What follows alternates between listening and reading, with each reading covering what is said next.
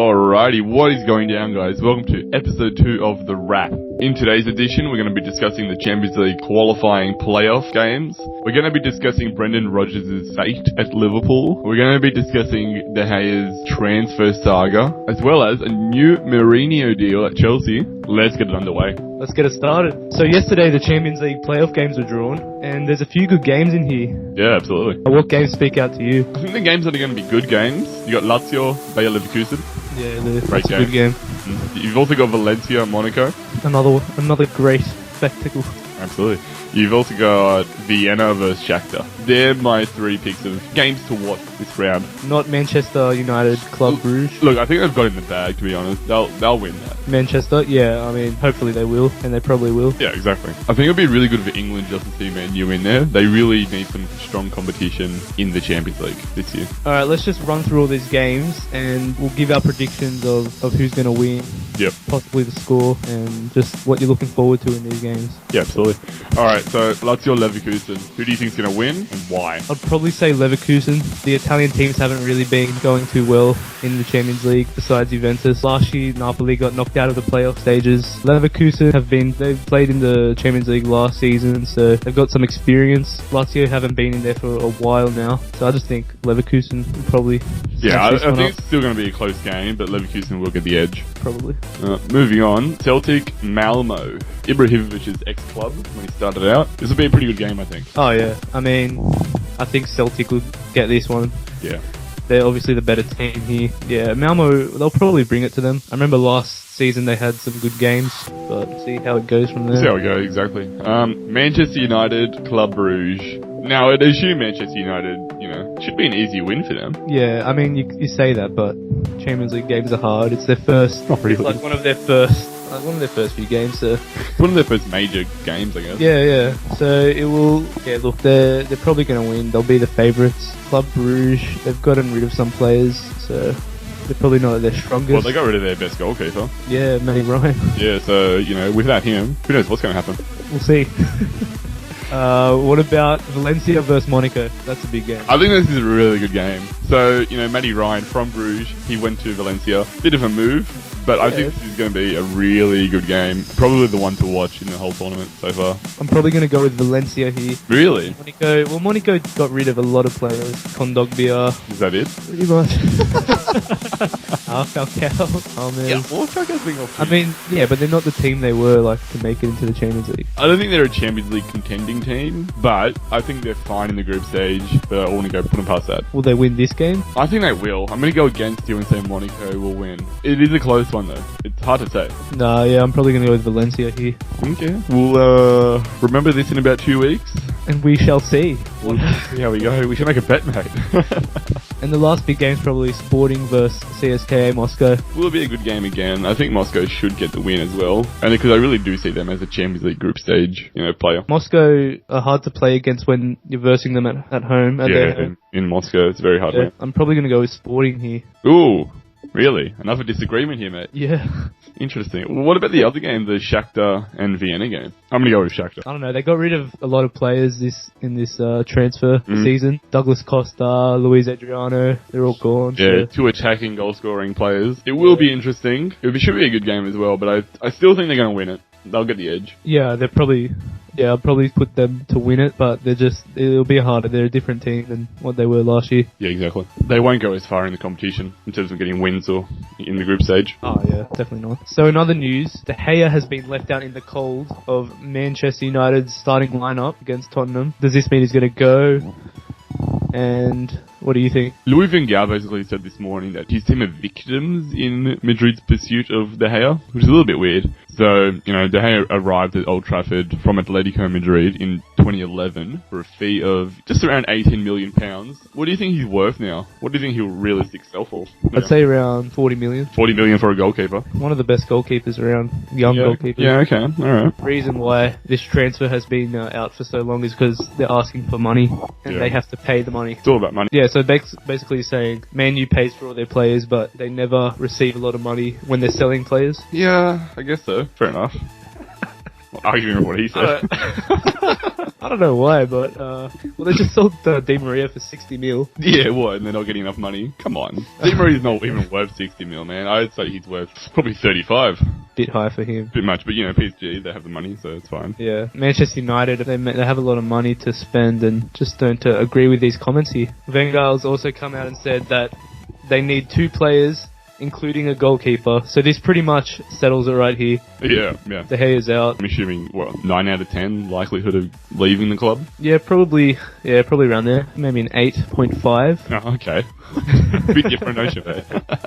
It's looking pretty likely here. Do you think they just signed Sergio Romero? Do you think they'll get another, like a better goalie, like for starter? Or for a starting goalkeeper? Yeah, but I mean, who's on the market? Sergio Romero is pretty good. The Argentina finalist. Yeah, there's nothing wrong with him. But is he a starter over De Gea? It's a big question. No, definitely not, but De Gea's going. Would you get a better goalkeeper than Romero, or Matty Ryan would have been good? Matty Ryan would be fantastic at any club.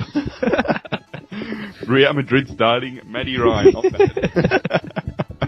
So he also said that he's the best goalkeeper they've had in the last 3 years. And in 2 years, he was nominated the best player at the club from the Manchester United fans. In the interview, Van Gaal was also asked, do you think the goalkeeper training coach wants him to leave? And then he replied, I don't think so. It is odd for a team to get rid of, their star player like that, just so harshly. Yeah, he's a great player, but probably it comes down to the players, like what they want. Probably wants to go to Madrid. I wouldn't blame him. I think Madrid also need a new. Yeah, but you got so much more chance of winning a trophy at Madrid, especially in the last 2 years. I hate how Madrid have that, like, 3 good goalkeeper thing. Yeah. 2 goalkeepers have to get benched. Yeah. They signed Casilla. I was a bit confused with Casilla. Very confusing. Kind of wanted to keep the same type of player there.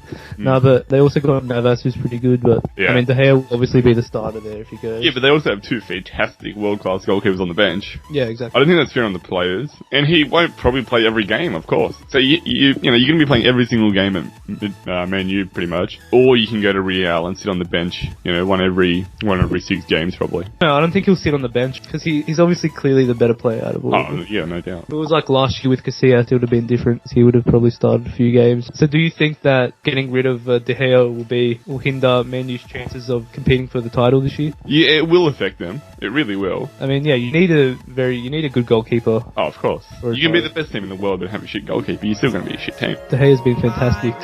You take him out of their games last year, and he basically saved them from becoming like a 6th, 7th rated spot. Exactly. Did it till end of especially with their defense. Yeah, the defense was lacking, and he has to be the brick wall, and he did that. He did a fantastic job. So pretty much it depends on if they get another great goalkeeper or if they stick with Romero. Alright, let's move on. Liverpool manager Brendan Rodgers. Let's talk about him for a second. Now, he does admit that he needs to regain the trust of supporters. This is his 4th season at the club. If he hasn't got their trust by now, I think there's something wrong, but what do you think about this? Rodgers has been here for 4 years, you say, and hasn't really done No, mate. Yeah, he hasn't done anything. Yeah, he hasn't done much. Besides that season when Suarez was there, which for obvious reasons they played good. Different question, mate. When Suarez was there. Look, last year they had a pretty disappointing season. They lost 6-1 to Stoke at the end of the season there. So a bit of taste in the fans' mouth. I do think he's a good coach for Liverpool, but I just don't think their team is up to scratch at all. I feel like the players that he buys aren't up to scratch. Yeah, I mean, you got days. you got Benteke they signed. Yeah, but he's nowhere near as good as Suarez. Yeah, of course. Obviously. No one's as good as Suarez, realistically. I mean, ever since Suarez left, it's all been like coming down to will he be as good as Suarez, like replacing Suarez? Yeah, I think they're trying to very hard try Suarez, do the old Liverpool style of play rather than just going for something different without Suarez. So do you think if Brendan Rodgers has a shit season, he'll still be at the club? This is not making Champions League. Not making Champions League. Okay, so he comes 5th or 6th. You know what? I think he's a good manager, but I don't think he's going to do anything else this season. Benteke is going to score no more than 15 goals, if that. That's my prediction. Yeah. And, with that, they've got no Sterling to score goals or assists anymore. They're just not as good as they used to be. They're not going to get that Champions League spot. I don't think the Champions League spot is theirs at all. No. Will Rodgers stay? Well, because he's not going to get the Champions League spot, he's not going to stay. That's that's what I'm saying. I'll predict him now by the end of the season, Rodgers won't be at Liverpool. I think Liverpool are doing some like the long manager thing, like a bit of Sir Alex Ferguson. It's obviously, it's kind of better. Well, I don't know. it's bad to chop and change coaches. They've been with this coach for so long that they know how he plays and everything. I just think that it wouldn't be really his fault, but the players, like the team's fault. Like they don't have the best team. Yeah, exactly. So, I mean, as you said before, his job security did come under threat last year, after that 6-1 defeat to Stoke. It would have been the perfect time to get rid of him then. It would have the pre-season to recover from it all. Because they didn't, the CEO, the board members obviously have faith in Brendan Rodgers. He even said it himself in an interview recently, so the owners have given me trust since I have been here. Well, I think if they still don't make Champions League this year, then they're still playing good football. I don't think he'll go. But if they have like a few of those 6-1 Stoke games... a few of them? Like what, two? Yeah, if they just have embarrassing losses to small teams, then I think the owners have to think about giving him the sack. Yeah, exactly. That's fair enough. What do you realistically think the likelihood of Rodgers staying overtime is? Probably a 7. 7 out of 10 that he'll stay on? Yeah, even though I think that they won't make Champions League at all. Yeah. I still think he'll stay. I'm gonna go 5. 5? It's 50-50 at this point. If you're putting it at 100, 50-50. 50 out of 100 at this point. Alright, let's move on. So let's talk about Edin Džeko. He's gone to Roma. He's currently in the medical. He's passed it. Roma are going to sign him, basically. The clubs have agreed with a £14 million fee for Džeko. Think he's worth that? Look, he's 29, 14 million. That's realistic. That's fine. He is also getting 4.5 million euro per season. That's a lot for him, the earning. So for 4.5 million euro per season, do you think he's worth it? And do you think he's going to play, every single game? Roma have a lot of attacking players about them. Where do you think he'll fit in? I think he will be a starter. They do have a lot of attacking players, as you said. They got Destro, Totti, Trevino, who plays on the wing and everything. Yeah, I do think he'll be a starter because he's probably their best striker, out-and-out striker they have. Looking at the fee of 14 million, I don't think he's worth it. Only scored 4 goals last season. Mind you, he did have 11 assists. Yeah, he just really wasn't selected by Pellegrini last year enough, to be honest. They didn't really need him. Aguero played so well. He wasn't really that injured, towards the end a little bit, but there's really no need for him to play that much. So I think it's good. It's a good move personally for him. For Man City though, I don't know really. I mean, obviously they got Sterling, who can kind of play up front a little bit. They've got rid of Jovetic, they've gotten rid of Džeko now. So now they've only got 2 strikers. They've got Bonny and they've got Aguero. Is that enough? Is that good? What do you think? Aguero can do it all himself, but... As long as he's not injured, yeah, sure. Yeah, I mean, they'll probably buy another striker, I'm imagining. Because, they do need it. In terms of Džeko, look, he actually is a good player, like from the last seasons. He's roasting him there, man. Yeah, I know.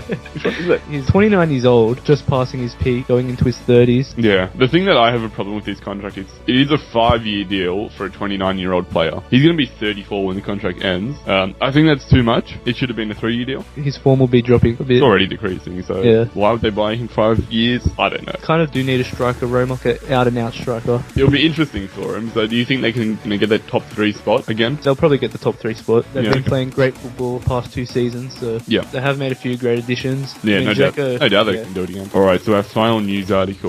Mourinho signs a new contract with Chelsea. So after winning his 3rd Premier League with Chelsea last season and lifting the League Cup, Mourinho says he's happy to stay along and he's just very happy to be at Chelsea. I think he really is. What do you think? And I mean, it's 2019. It's only, 4 years away or so. What do you think about that? Well, I think these days contracts don't mean squat. No, especially for a manager. Yeah, I mean, he's going to especially for a Chelsea manager.